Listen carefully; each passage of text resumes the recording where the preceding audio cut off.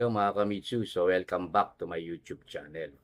So pag-usapan natin yung mga OFW gusto mag-apply ng car loan, na kaya ako to ginawa tong video na to dahil meron kasing mali na, na kailangan nating i-correct. So isa muna tayong patalastas. Kayong lahat, ako si Agent Colson at handa akong tulungan kayong makakuha ng kotse. Mayroong zero down payment promotion ang Mitsubishi para sa inyo. Ayan guys, actually ako kasi pag gumagawa ko ng video, kung ano yung pumasok na sa utak ko, ginagawa ko ng video, na wala na akong script pa dahil ito ay base sa experience ko na mga kamitsu. So, kasi meron kasi akong kliyente na nag-apply, OFW siya. So, siyempre, baka busy nga naman. Nagtanong about sa requirements. Sinabi ko, kailangan dyan is yung passport, contract, dapat kailangan may principal, yung mga ganong bagay. So, nagtanong ng quotation, yun lang. So, binabalikan ko siya, hindi nagre-reply. Kung mag-reply man, busy pa ho. Kasi sabi niya na next year pa naman. Huwag ho natin ugalayin yung ganon mga kamitsu. Kasi kailangan ko kasing malaman. Kasi humingi ka ng advice eh. Kumbaga, nagpakonsulta ka. So, kailangan ma-explain ko kagad sa inyo. Kaya nga, iniimbitahan ko kayo na mag-subscribe kung meron kayong kilalang OFW. I-share nyo tong video na to at sabihin nyo mag-subscribe na dahil sa lahat ng mga vlogger pagdating sa sasakyan, konti lang kami na nagbibigay ng tips. Papapansin nyo yan. Puro freebies, puro quotation, zero down payment. Diba po? Mga specs ng sasakyan. Ako, more on car loan tips mga kamitsu dahil aanuhin ko yung zero down payment, hindi naman na-approve. Diba po? Aanuhin ko naman ng previous na ganito, tapos mawawala naman ng warranty nyo. Ganun yan eh. So ngayon, pag-usapan muna natin yung OFW. Kung ikaw ay binata, pwede talaga na meron kang principal. Ganun ang gagawin. Kung ikaw ay nasa abroad, no, wala ka sa Pilipinas, kailangan mo ng principal na mag-assign para maging principal mo. Pero kung hindi mo siya asawa, mga kamitsu, once na inapprove ka ng bangko, magpapasa ng SPA form ang bangko niyan sa inyo at ipapakonsularise nyo po yung SPA. Ano po yung SPA? Special Power of Attorney. Pipirmahan nyo yun. On behalf na, siya ang pipirma, yung magiging principal ninyo, at pupunta kayo ng embassy para ipa-consularize yun. Then, ipapadala. So, no worries, kasi approve na kayo. Na? Once na approve na kayo, makikita mo sa credit advice, nandoon ang mga IDs, nandoon ang contract ninyo, nandoon ang proof of billing ng bahay ng magiging principal mo. Yung muna, ina-advance docs namin yan. Kailangan muna nilang i-accept bago natin gagawin yung SPA. Marami na ho nangyari, excited yung agent, approve na, SPA na kayo. Siyempre, kayo naman willing. Gastos ka, pinadala mo, and then yung billing mo hindi tinanggap.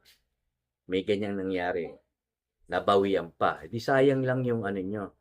So, napaka-importante talaga na makikinig kayo sa merong alam.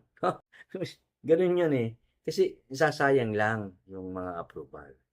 So, ngayon, kaya ako ginawa tong video na to, no? Isa yon kapag binata ka. SPA, kailangan yan. Ngayon, kung ikaw naman ay may asawa at nasa abroad ka, mas maganda. Kasi kailangan dyan ng proof of remittance. Katulad yung kanina sinabi ko, yung magiging principal nyo, kailangan pa rin ng proof of remittance yun. So, di ba, mas maganda yon dahil unang-una, magbibigay lang ng bangko once na approve. Ano na lang po yung marital consent na lang. Form, pipirmahan nyo, and then selfie picture. Ganon, papakita nyo. So, ganun lang kadali. So ito ang isa pa, katulad nga hindi ako binalikan. After 8 months to 1 year, saka ako binalikan, "Sir, nandito ako, mag-a-apply na ako." So hindi niya kasi ako binalikan. So anong nangyari, seaman pala siya. Hindi ma-approve. Alam niyo kung bakit. Number one, nandito kayo sa Pilipinas. Hindi alam ng bangko kung kailan ang alis ninyo. So, kailangan ng return ticket. Pag ang return ticket kasi sa new contract, ibibigay lang yan pag paalis na kayo. So, paano kayo pipirma kung wala na kayo dito? So, mangyayari niyan, papaalisin kayo. So, another proseso na naman ng application yan. Diba po? Sa mga land-based naman, nagpakasyon, saka lang nag-apply. Diba po? 1 month lang. Medyo komplikado yung application dahil medyo short ang mga salary, income. Marami yan maraming factor. Yung bahay, hindi makita, hindi kayo na-identified.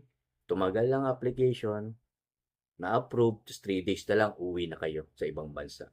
So, hindi nyo na-enjoy. So, yun po yan, no? Marami pong bagay na kailangan nyo malaman muna. Once na nag-inquire kayo sa akin, magkwentuhan muna tayo bago tayo mag-end ng calls para at least alam nyo ang gagawin. No? Hindi yung quotation lang hiningi nyo sa akin at requirements. So maraming factors yan, no? Kailangan nyo malaman para at least alam nyo na po ang gagawin. Meron akong nung nakaraan, nag-apply sa akin na approve dahil nagkwekwentuhan kami. At the same time, nakapag-subscribe siya sa akin, kaya updated siya, mga kamitsu. So, wala kami naging problema. Konting, na lang, changes, na-approve, na i-release. Dalawa yon, expander, saka expander cross. So, ganun yon, no? I-share nyo tong video na to. Tandaan nyo, ang tips ko ay galing dito at galing dito.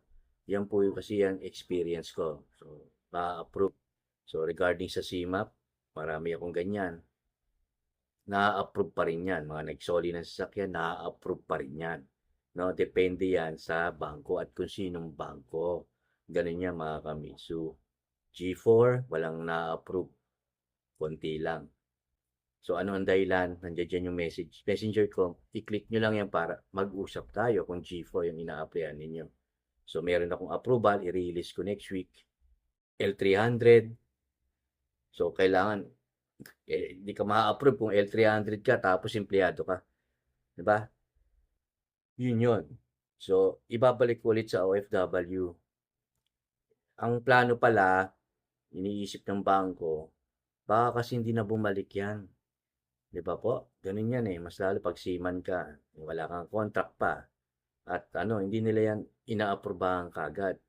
Kasi nga, mayroong mga nangyari na from the past na hindi na tumuloy. Siyempre, ikaw naman, meron ka ng expander cross, ika-grab ko na lang. So, kasama mo pa ang pamilya. Ganun yan, mga kamitsu. So, hindi ho basta-basta ganun yun. Hindi natin pwedeng sabihin, hindi kasi i-business ko yan. Diba? L300 kasi i-business ko yan. Nasaan ang bank statement at kailan ba yung business mo? Hindi nila aprobahan niya kung bago lang ang business mo dahil wala pang napapatunayan ang iyong business. So, ganun na lang mga kamitsu, i-share nyo po itong video na to. And please, mag-subscribe po kayo para at least marami kayong matutunan sa Carlon tips ko at i-update ko yan. Ganun lang yun mga kamitsu. I-share nyo po. Maraming salamat.